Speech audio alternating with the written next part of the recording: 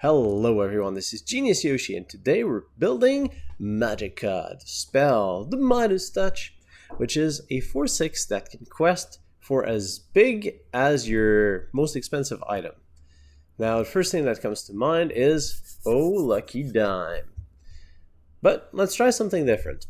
So Lucky Dime and Magica de Spell, they're both super expensive on inkables, and yes, if you can land them both, you've got a lot of lore. But what I want to try here is look at different artifacts that can be played with Magica de Spell. So I'll be playing a full copy of Magica, but she's a high-costed uninkable, which is slightly problematic. So let's take a look at Amber and some of the items we have available here.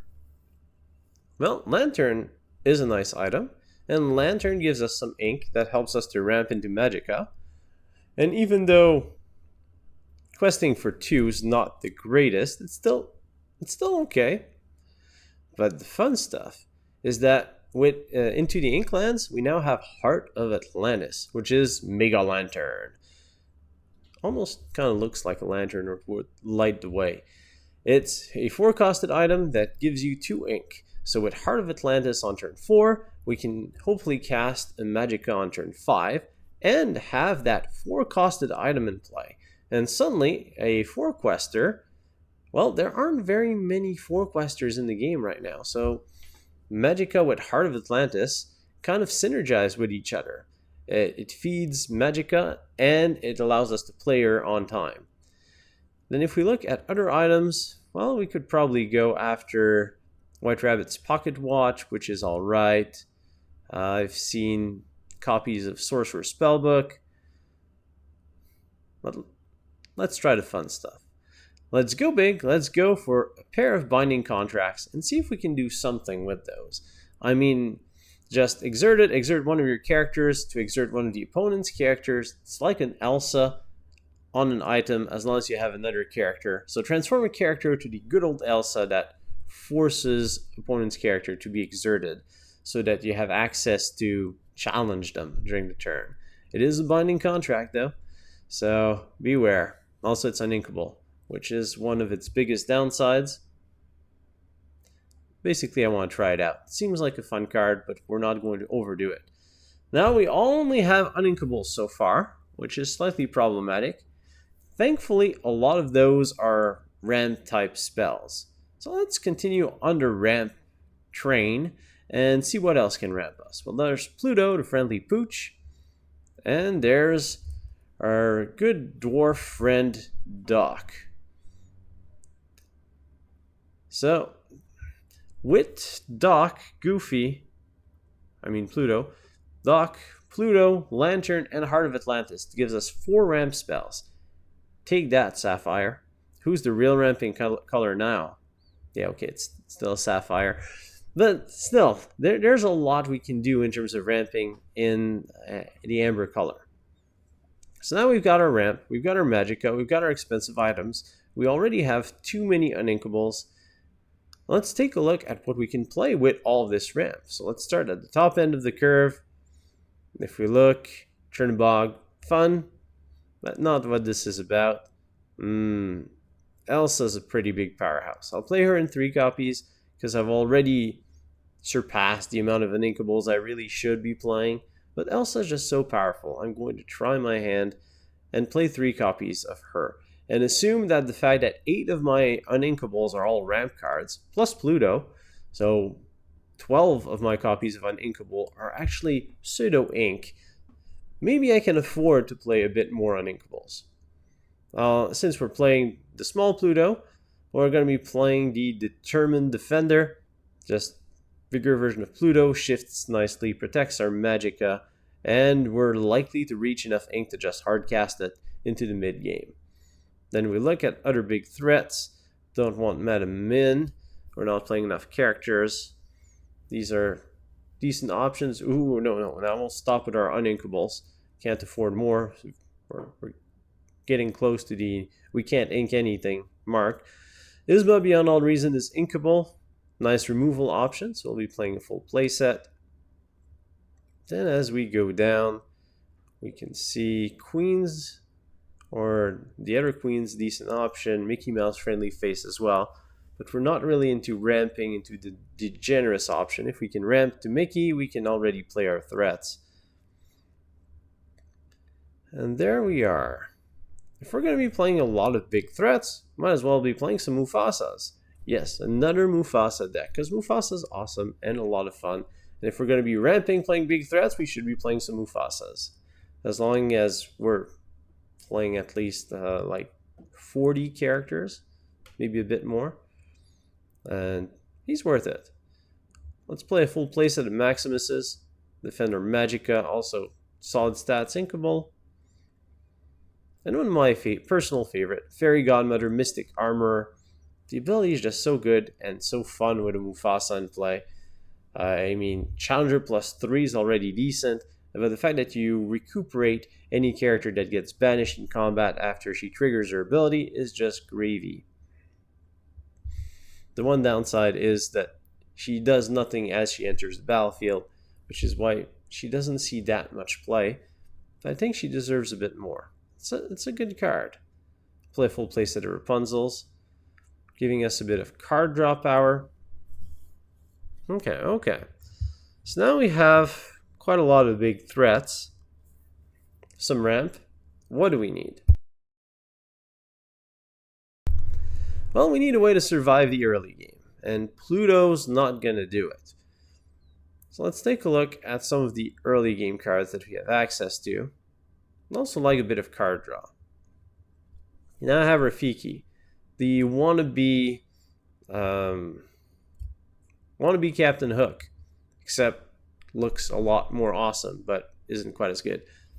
So it's a 3-2 on the offense for 1.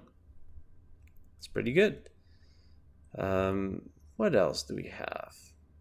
There's Blue Fairy. Now, while she's not actually going to defend us early, she's something we can play early, and let's take a look at our Floodborn count. Elsa's a Floodborn. Pluto's a Floodborn.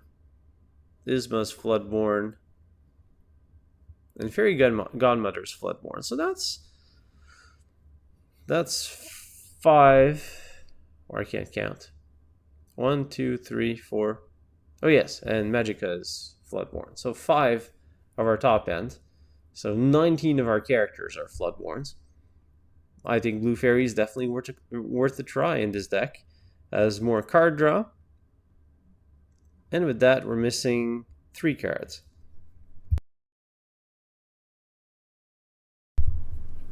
So let's go for a bit of a defense mechanism with the best rush card in the game. Sorry, Maui. And I'm talking about Madam Mim Fox. So Madam Mim Fox can also recycle our Plutos, save our Rafikis, assuming they've hit something with 1 power.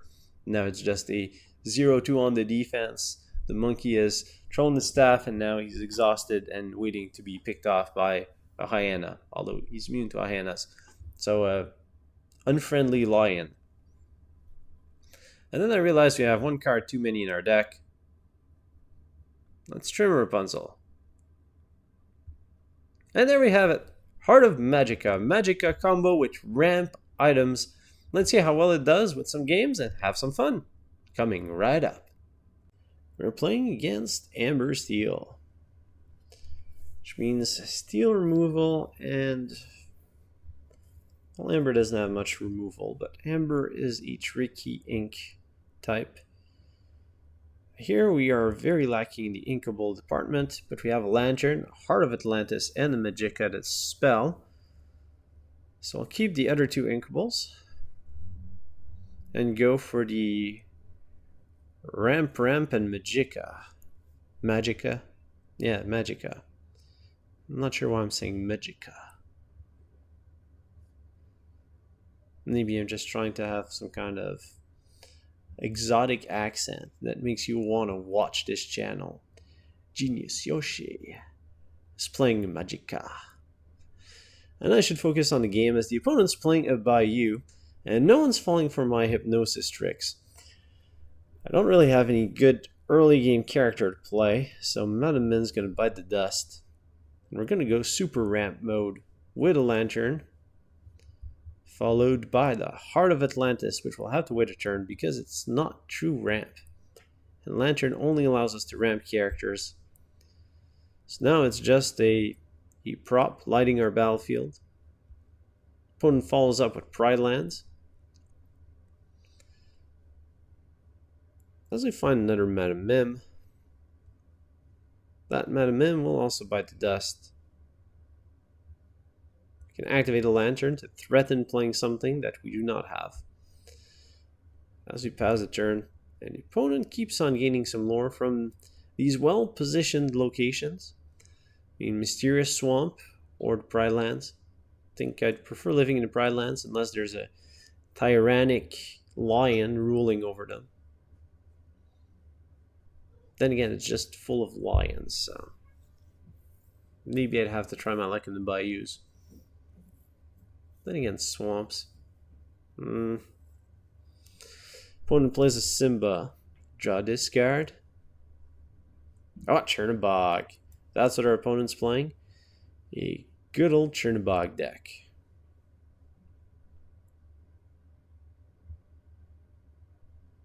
Yeah, Chernabog's a new card. Should shove there. Alphabetical. Yes, Chernabog. We find another Magica de Spell. We're going to be forced to ink our Pluto to land our first copy of Heart of Atlantis, which gives us nothing. Now we're starting to fall behind quite a bit. We'll be able to play a 4-quester in 2 copies. So that's something good.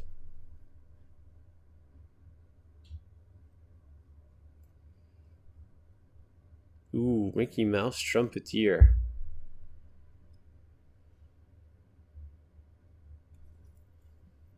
I think we've done nothing for a little too long here.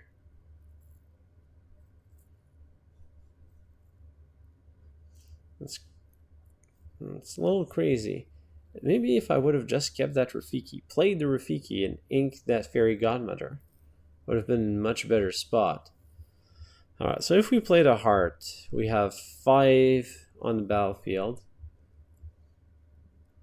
which is not enough. We have 2, 3, 7 right now. So we can ink everything, play Magica de Spell.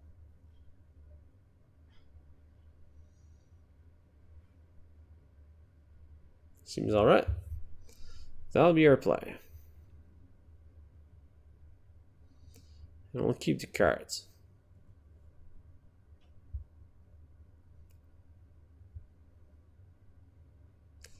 Mickey activates. What do we see?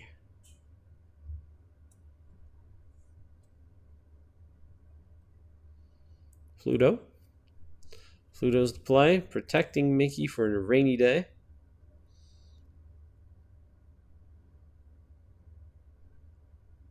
Mickey moves to Pride Lands to get a bit more health. Opponent can gain 2, 3, 4, 5, 6 lore every turn. Magica is nice, but it's not going to catch up to your opponent's pretty big lead at this point. Opponent now has a 2-turn clock.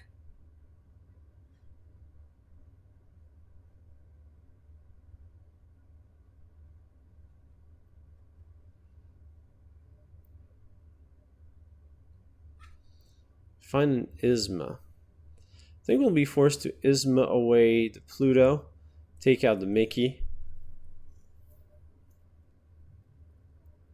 If I do that, I need 6. I can take the opportunity to land another Heart of Atlantis, send away the Fairy Godmother. Now I get to play off of our almost exclusively items on the battlefield. Pluto goes away. It's about as good as an Yzma trigger as I'm going to get. We're shifting to Magica de Spell control. Does that work? Probably not. giving our opponent a ton of cards. Our opponent seems to be playing some pretty heavy stuff. So maybe there's Mufasa coming in, something of the sort. Oh, Donald Duck today. So it's really a Mickey Trumpeteer with a bunch of bodyguards. Make sure he stays alive for the backswing, which are scary beyond all reason. Yzma made sure it couldn't happen. And then along came Zeus. So Magica de Spell heading towards the graveyard. Exile. Maui's place of exile? One of those. But now the board is clear. And we can deal with the Bayou next turn. I also have a ton of ink. So we can go free blue fairy. Followed by a cheap Magica de Spell number 2. She's not Floodborn?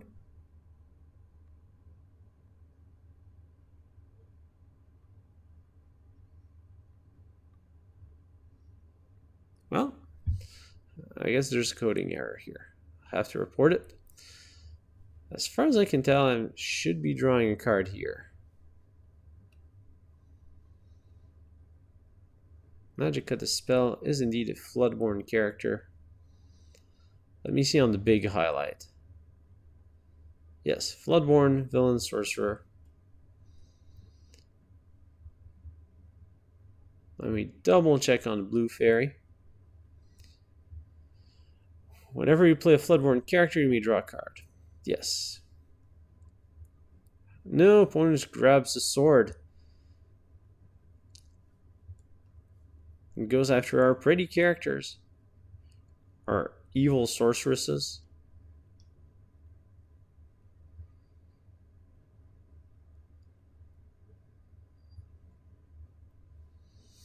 Cinderella to the ink. Opponent's planning for some big stuff. Alright, well here I think we just quest. I know the opponent has the Pride Lands, which is a fairly big threat.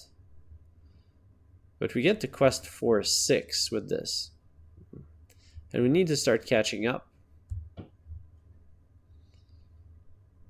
We can play a free bodyguard Maximus, because free feels good.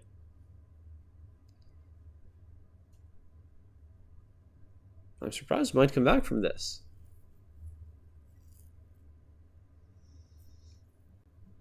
Magica de Spell, just a very fast clock right now. I must say that Yzma just pinging off that Pluto was very, very helpful.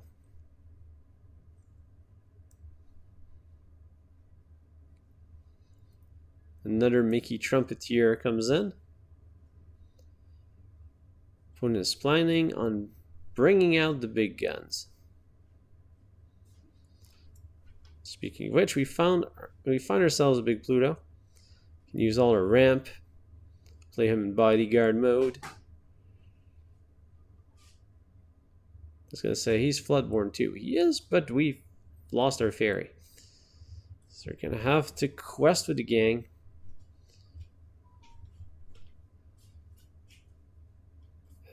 Sure, we can give some support to troops. Thanks to Maximus' ability. And suddenly we're threatening lethal. With Magica's 4, 5, 6, 7, 8, 9, up to 22. Opponent is digging for an answer as we see Simba come in.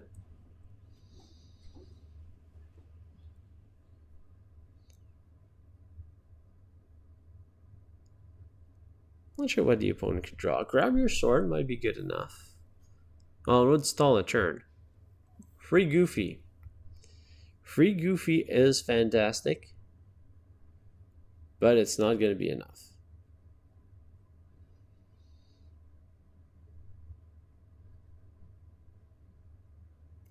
Opponent's starting to move some characters to the Pride Lands, but that won't help, as Miss Magica is going to end this but more power because we can. Another quest for 4. That was some nice use of Magica. Happy with that. We're playing against Sapphire Steel with our Magica de Spell deck. We find Maximus, Pluto, Doc, Yzma, 1 copy of Maxima, a Lanturn, and a Fairy Godmother. Then going first, we can go Lanturn, Doc. Actually, that seems like a pretty good hand. Lanturn turn 2, Doc turn 3, and we have a Magica. Let's keep. Rest our Inkables, which we do need. With Magica and Lanturn both being uninkables.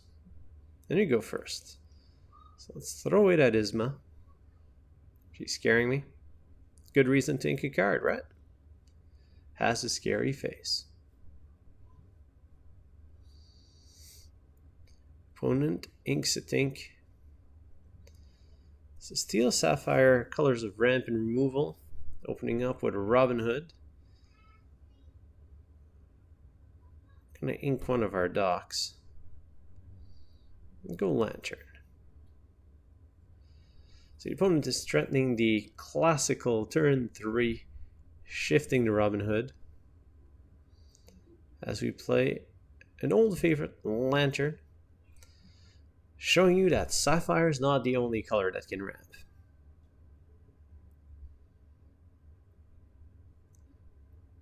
What's our opponent going to do to follow up on a Robin? The Bell? Good card that we don't see very often. It's been somewhat power crept out, but Bell still has a lot of potential. Popsicle hits the field. I guess Flaversham takes the 4-drop spot with its terrible draw power. Terrifying for the opponent. Quest with Robin brings the turn back to us. We get to ink our Fairy Godmother, land a Doc, and that'll be our turn.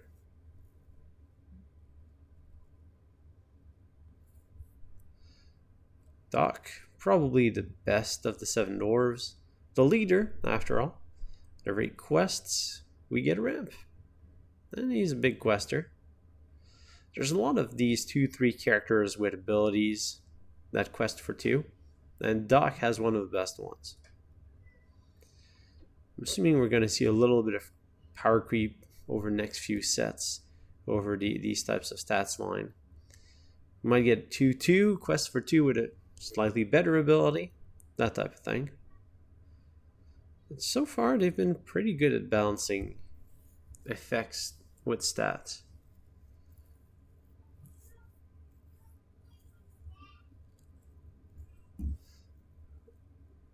Rise of the Titan. I didn't see that coming. Gonna be frank. I'm not Frank, I'm Yoshi, but you know what I mean. It's very situational removal. That's not one. There it is. Other Titan card. Banish it. Item or location. I can see it. Alright, well, ink Rafiki. Took our opponent all their ink, which means that Doc can quest. And we'll land a bodyguarding Maximus, just in case the opponent has any crazy ideas about shifting Robin Hood here to try and take out Doc. And we want to keep our Doc alive. Docs are very important for boats to make sure that they can resupply. But that's completely unrelated and just a very somewhat funny, unfunny word game brought to you by Genius Yoshi. Don't forget to drop a like on the video if you like this type of jokes. And yeah, pretend like the dislike button doesn't exist.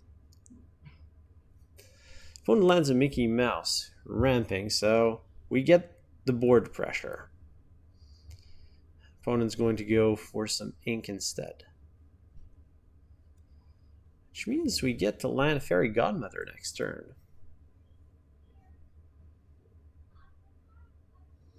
Don't really want Yzma in this particular spot. Maximus will take out Robin, just removing that shifting threat. And we'll land our Fairy Godmother. One of my favorite cards from Rise of the Floodborn. I really like the card. I think it deserves to see a bit more play. It's a strong ability. There are even some decent shifting targets for her. Problem is really that Ruby Amethyst has been the dominant force of control, and Fairy Godmother doesn't do too well in that matchup. But I mean, granting all your other characters Challenger +3 and bounce back ability is a strong move. Opponent hard cast to grab your sword.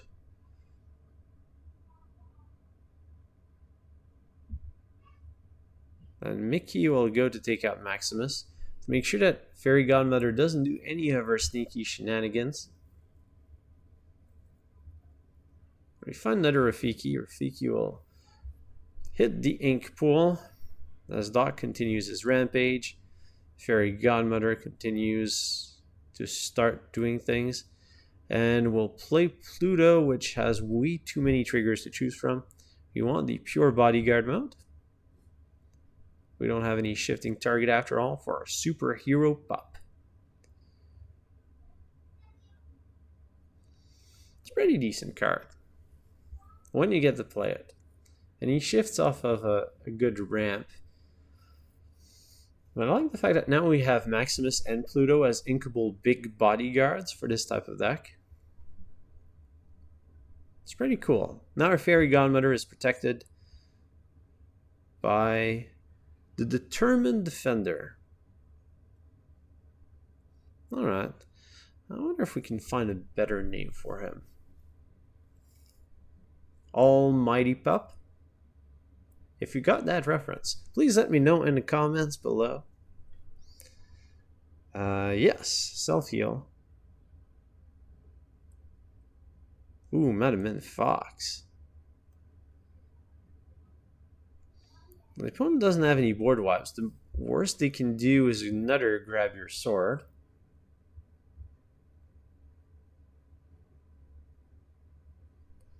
Find a Magica de Spell, which would gain lore equal to 0. Or I can go Min, playback Doc. Let's go with the Min playback. Madam Mim, Heretical Healer. Sounds appropriate. I think it was the title of Liliana and Corset. Magic Origins. And I'm looking in the wrong set as I'm saying this. As the opponent plays Hades. Good old blue Hades.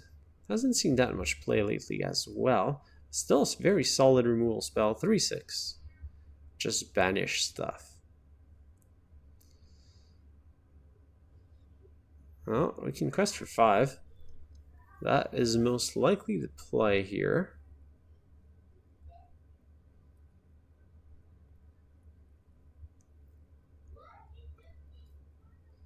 And we replay Fairy Godmother.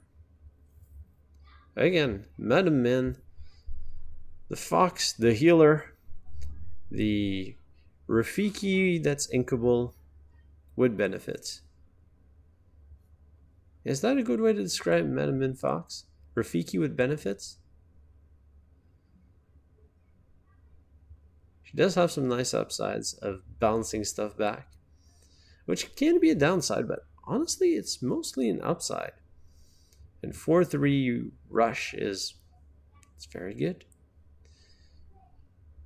Now we're at 19. Opponent needs to wipe our board. We have 2 ready characters with more than 2 willpower.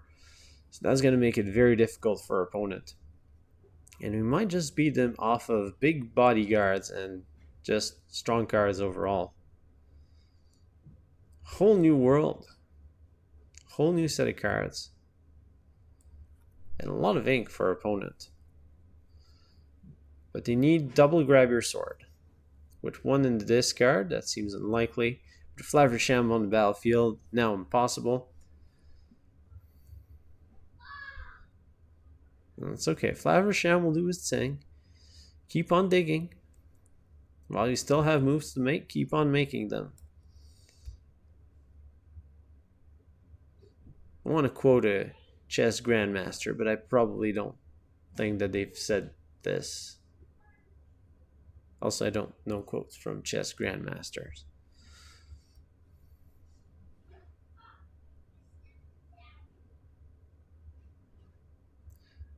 Opponent lands a tragic hero that is about to suffer a tragic fate of losing this game in the face of the fairy godmother, the mystic armorer, who doesn't deserve MVP. It's probably Doc who deserves MVP. But overall, just a series of strong cards, good enough to take the game. We are playing against Emerald Steel. Emerald Steel, that means aggression, damage-based removal. Thus we have an interesting starting hand. Rafiki and the Lanturn into some good stuff. Works for me. Oh.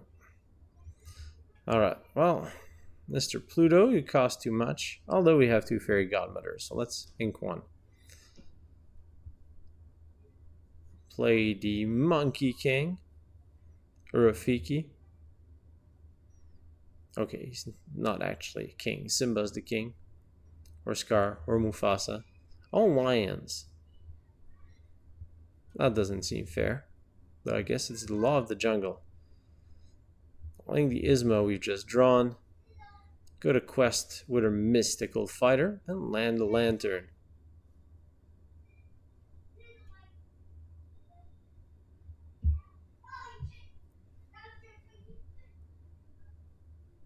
Our Dreamborn Mentor Sorceress, keeping our opponent at bay, or at least that's his purpose, but take a little bit of questing while we can. Fortunately, our turn 4 looks pretty grim right now.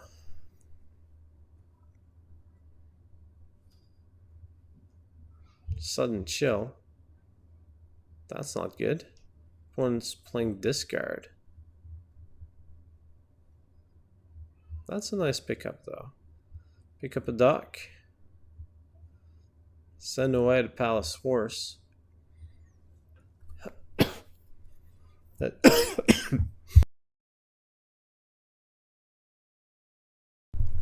as we empty our hand and try and apply a bit more pressure on the battlefield.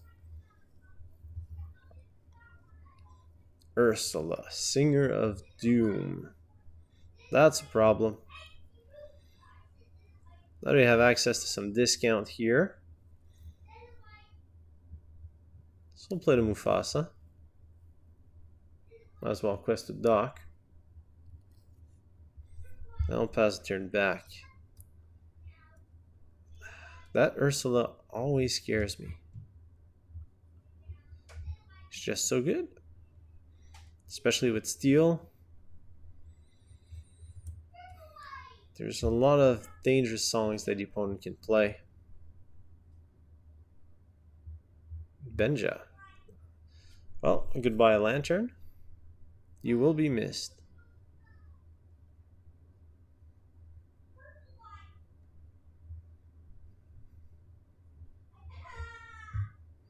Strength for Raging Fire for double damage on Dock, it seems. Opponent's trying to ink starve us. And it's working.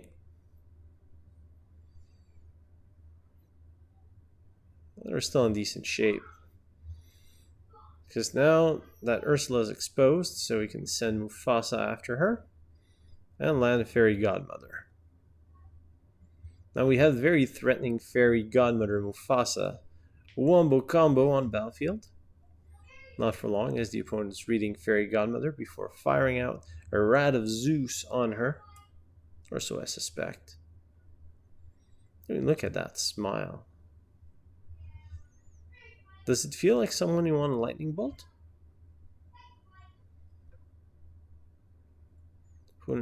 Now also on 5 ink. Beast.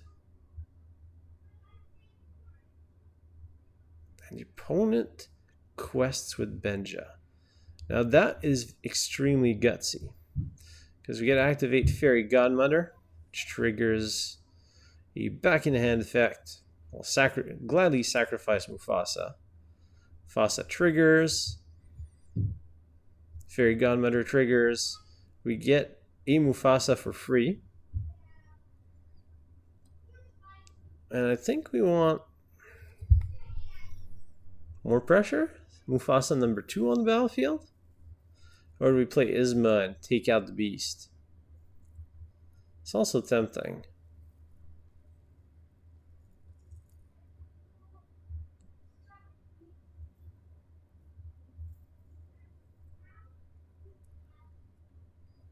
Let's go at Mufasa number 2.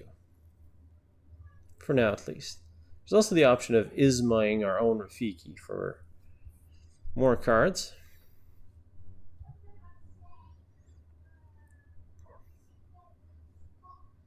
Mufasa now coming in with his advisor. Pyros, 5/4. During your turn, whenever he's banished, you may ready whenever he banishes something else. Okay. So he's a big beater. Well, we can quest with our Mufasas without too much fear. And I think we want to go with that plan. So we're going to Yzma our own Rafiki, which I should have quested with first. And we find a replacement for Rafiki and Mufasa number 3.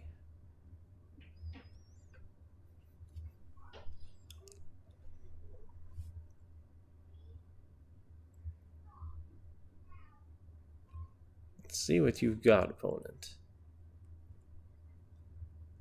Tinkerbell. Spam the pings. Are going to challenge our Mufasas. So we get to roll off the top of our deck. Otherwise, it's hard for you to quest. If the opponent quests, then we have Fairy Godmother Mufasa shenanigans. The opponent decides to ignore my warning.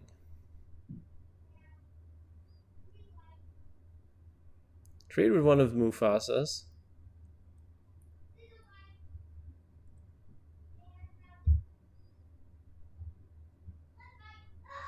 Oh, and we get a Pluto on the battlefield. That is very disappointing. The opponent readied the beast. Well, you can ready any character. So beast is still protected.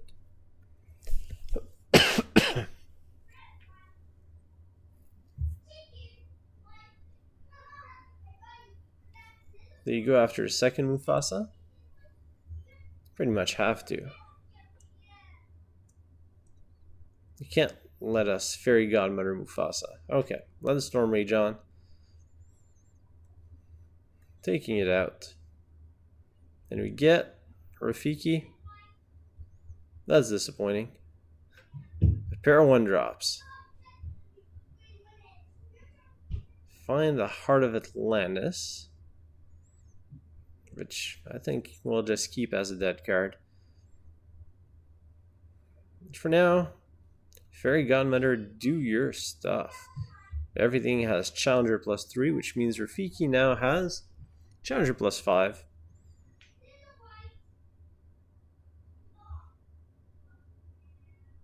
Yeah, we're going to lose both of our characters, right?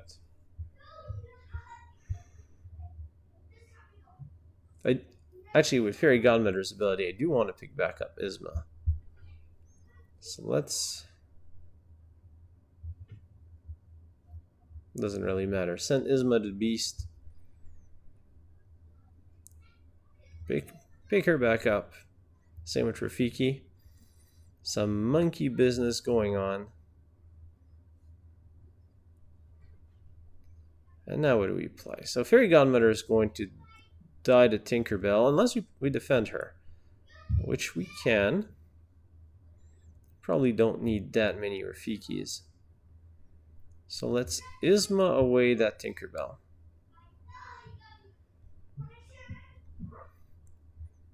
Now we still have space for the Rafiki and quest for one.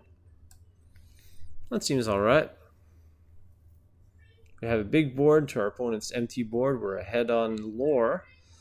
And we're threatening almost lethal.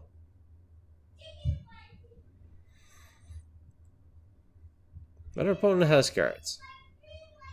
So there is the potential of a pair of grab your swords, which would wipe us out. There's no singer. Tinkerbell comes in for the pings. So if we 4, we have enough to cast another one of our characters. I think we want to cast Mufasa and just go for it.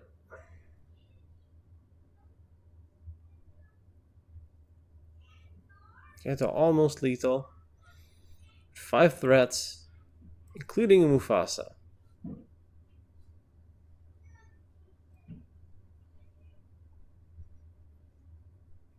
Mufasa with Excalibur, pretty good combination. Not sure how he holds it.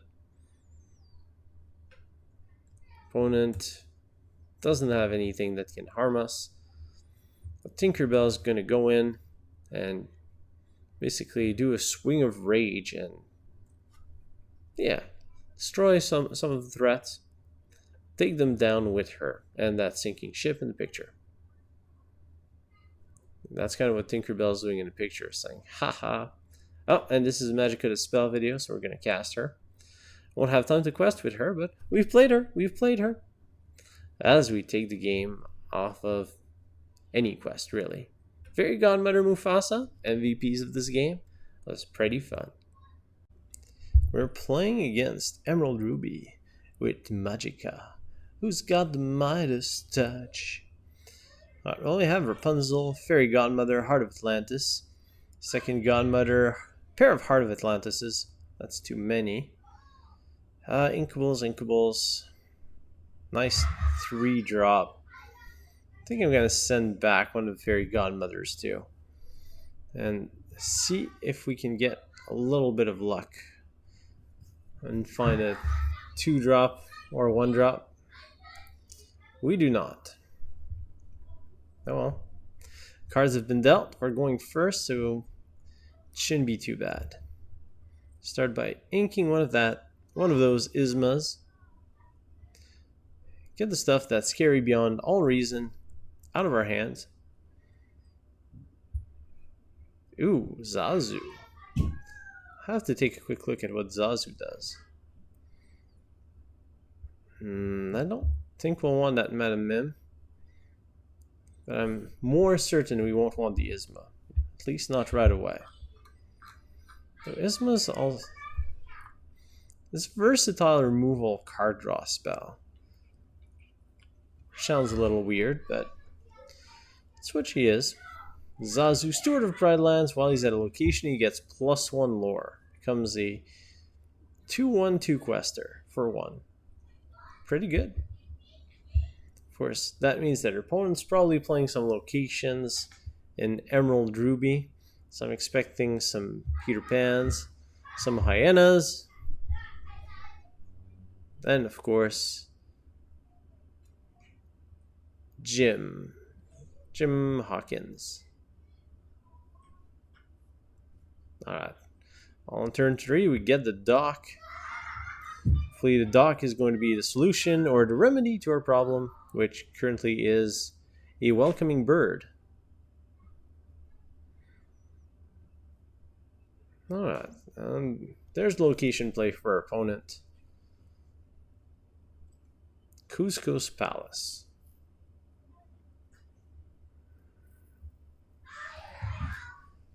Alright. Well, Blue Fairy into Fairy Godmother is quite interesting. Rapunzel doesn't overly fit too well, and we definitely want to play at least one of those Hearts of Atlantis. So I think we ink our Rapunzel for now. land a heart and use it to cast the blue fairy for free.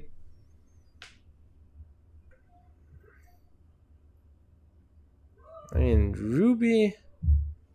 Our opponent's not in Maui ink yet, so we can probably quest with Doc somewhat safely. Let's see what our opponent has up their sleeves. Virtual sleeves. Maybe they have something up their real sleeves and they're just pulling it out to play the virtual cards.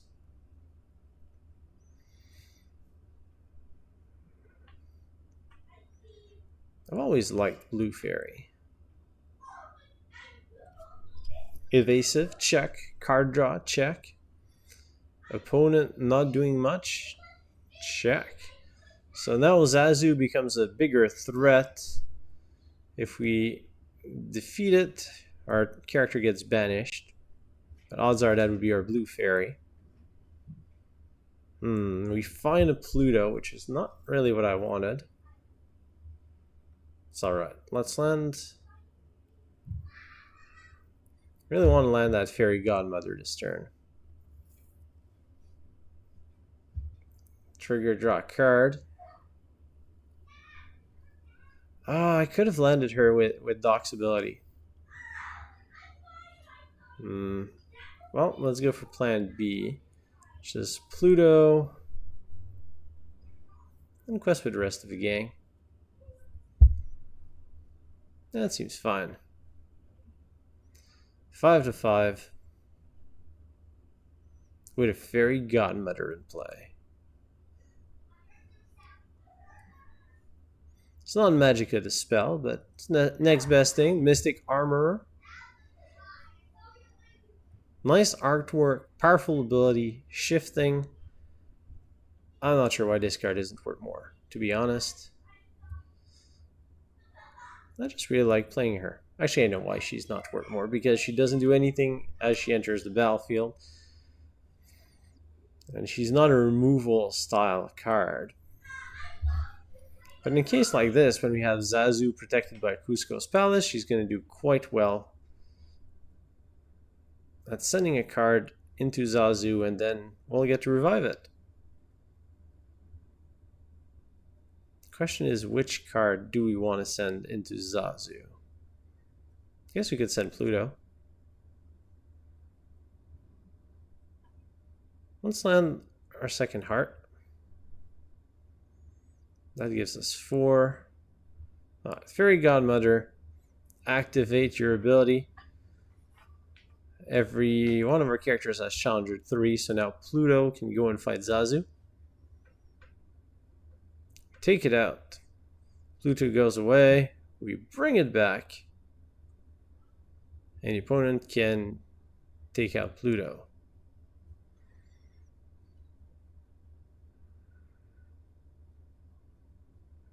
We'll activate Doc's ability for a free Pluto. And then we can go for double discount into Madam Mim if we want. Or the free Doc. Free Doc number 2. Why not? Ignore the location. We have a Mystic Godmother, Mystic Armor. Fairy with Excalibur. Opponent lands a Master Swordsman. Let's go ahead and highlight that Captain Hook. As the opponent sacrifices Prince Eric to take down the Fairy Godmother.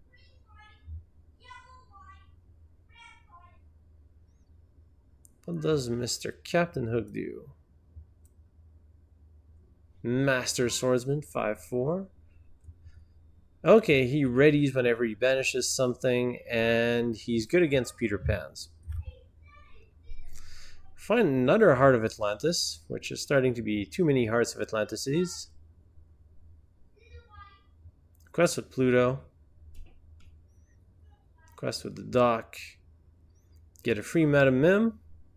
Bounce back Pluto. Get ink for Pluto. Activate our Hearts of Atlantis. Bring back another Mim. Bounce back, Pluto. I mean, Pluto is such a happy pup. Just go to the battlefield, and I'll come back to my hand. Now go to the battlefield, and I'll go back to my hand. And the opponent can't stand the pressure of the fairy Godmother and the multiple Madam Mims that are just very intimidating as we take the win. We are playing against a Steel Amber opponent. We have Plutos, a big Elsa, which we don't need right now, Lanturn, some Inkables, Blue Fairy, and the Floodborn. That seems alright. We can keep this. We can keep this. Or I'll tell myself that.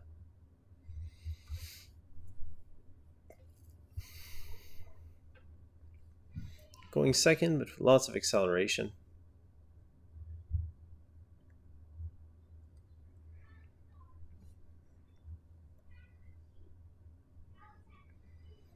What is your play, dear opponent? With a randomly generated name. Or maybe it's not random, just seems random to the untrained eye. Ooh, Lilo. Opponent means business, which means that Rafiki is going to have to come into play. Which means there's no time for Blue Fairy. And that we are hard pressed for Inkables with 1, 2, 3, 4 Uninkables in our hand. This is gonna be sketchy.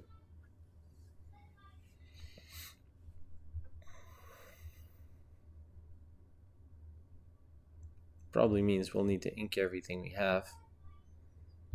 And then feed our top decks off of the items we've got. For now, we've got Rafiki holding the fort.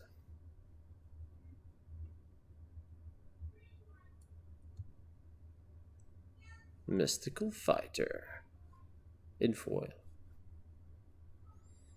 Better when they're in foil. Stitch to the ink, Pluto to the field. This is definitely a Stitch style deck as we hit another uninkable.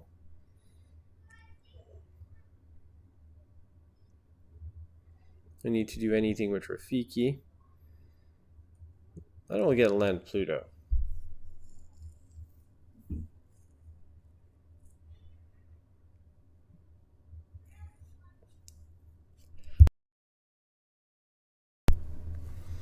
With another inkable, we can activate Pluto and Lanturn plus our ink card to land a big Pluto on the battlefield. Considering our opponent is probably playing a fair amount of whole new worlds, maybe that's what we want to do. Just go with a high pressure card that's hard for Steel to deal with. I wanted to, oops. I didn't want a quest. I wanted to activate the ability. Well, mistakes were made. Mistakes were made.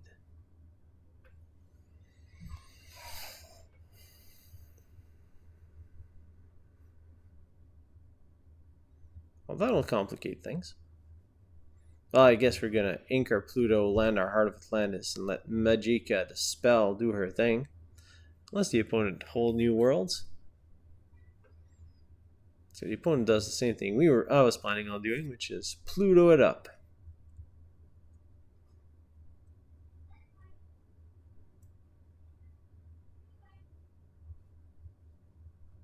Another non-inkable. That makes things difficult. I know the big bodyguard or Rafiki can't challenge it. Actually, even with big Pluto in play, we'd be in a Pluto standoff. Although the opponent has Hook, so Hook plus Pluto plus Bongo can take out Pluto. And then it's no longer a planet. Yeah, opponent's going wide very fast. And we're running out of options pretty fast. We do have Magica.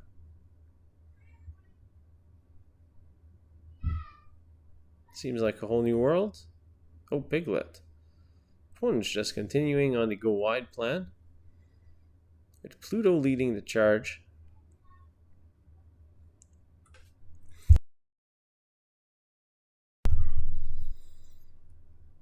That's an interesting pickup. Madam Mim Fox. Don't think it's enough.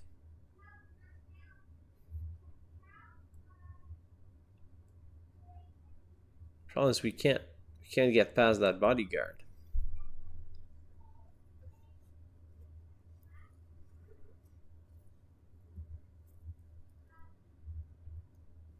Opponent doesn't need a whole new world. They just stays in the current world and take us down.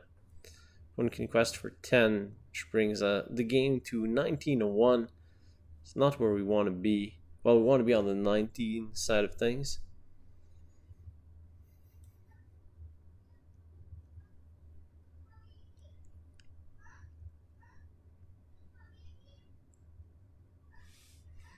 And we're just too slow.